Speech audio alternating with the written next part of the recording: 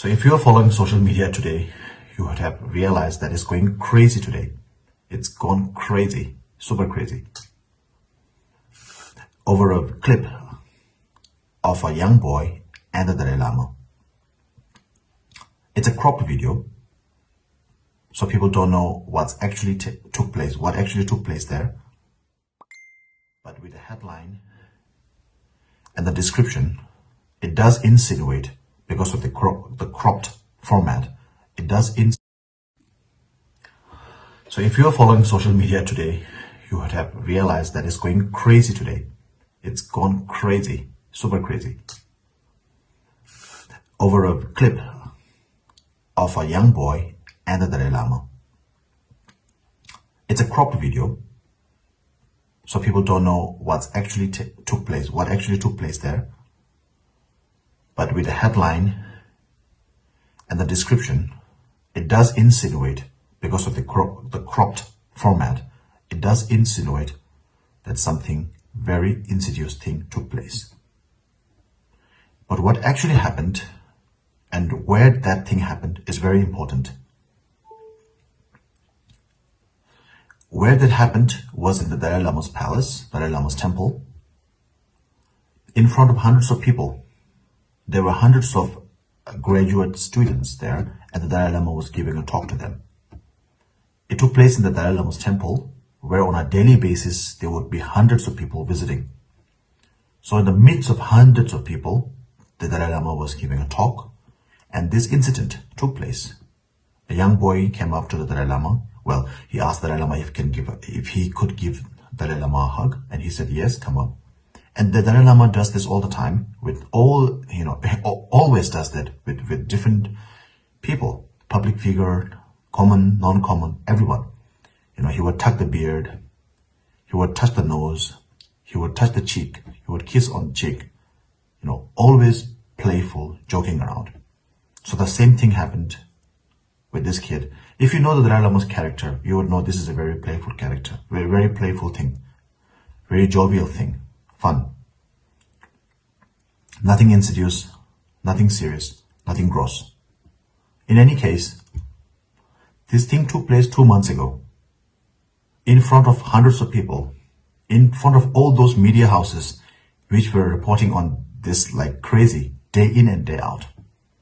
At that time, when the Dalai Lama was giving a speech on love, on education, on peace, on global warming, on taking care of the world, they didn't think it was important to make it viral.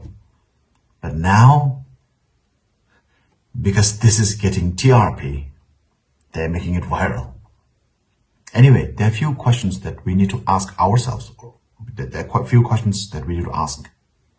First of all, why is this video resurfacing after 2 months? 2 months of silence, nothing. All of a sudden, someone totally unrelated to the kid or the family comes up, becomes, holier than thou character, and magnanimously becomes the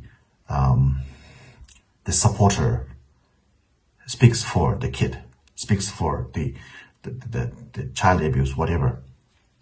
Anyway, so why is it coming after 2 months? Question number one. Question number two, where is this re-originating from? It's an old video. So it's re-originating, recirculated, and it's being retweeted. So where are all this recirculation, retweeting happening, re-origination taking place from?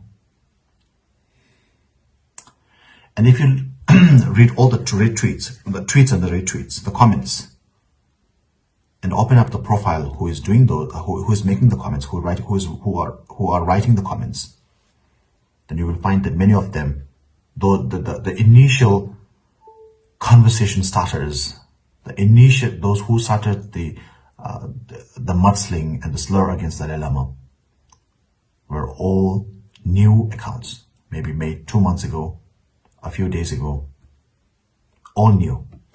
Basically, these are the same accounts where they would always attack the Dalai Lama mudslinging the Dalai Lama, slurred the Dalai Lama, criticized the Dalai Lama on his public talks, on his teachings, on his pictures, everywhere. Basically, every move that the Dalai Lama makes, they have something to say. They have something negative to say. So, the most important question, the last question, is who is to gain from the fall of the Dalai Lama? Who are the people that is going to gain from the fall of the Dalai Lama? Which country? Which people? Which organization? So that's the most important question. That's the reason why it's resurfacing today. We have to ask the question back to them, why is it happening today? Where is it originating from? Who is to gain from it? And what's, most importantly, what's happening in the place where this re-origination is taking place from? Thank you.